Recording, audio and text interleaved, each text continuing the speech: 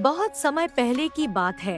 एक छोटे से गांव में एक रहस्यमय पुस्तक मिली जिसका नाम था राजसिंधु नीति की तलवार। यह पुस्तक गांव वालों को बहुत ही पुरानी कहानियों से भरी हुई थी जिनमें नैतिक शिक्षाएं छिपी हुई थी।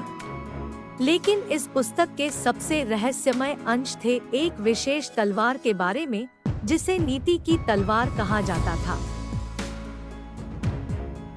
गांव वालों में इस तलवार के बारे में एक बड़ी उत्सुकता थी, लेकिन किसी को इसके बारे में सच्चाई नहीं पता थी।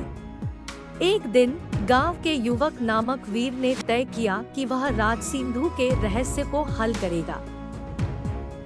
वीर ने गांव के पुराने पुस्तकालय में अपनी खोज शुरू की और वहां से नीति की तलवार के बारे में जानकारी प्राप्त की। यह पता चला कि तलवार का उपयोग सच्चाई की रक्षा में किया जाता है, परंतु उसे सही तरीके से इस्तेमाल करना होता है।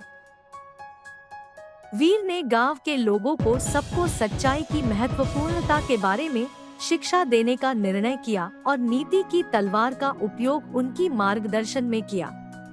इससे गांव में एक नया संजीवनी पौध उगा और लोगों के बीच सच्चाई और ईमानदारी की भावना मजबूत हुई।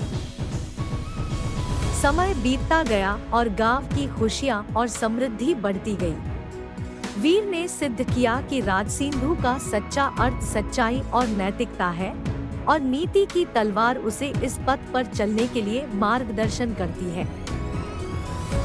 इस कहानी से हमें यह सीखने को मिलता है कि सच्चाई और नैतिकता का पालन करना हमें सही मार्ग पर ले जाता है और एक समृद्ध समृद्धिक जीवन की ओर मार्गदर्शन करता है।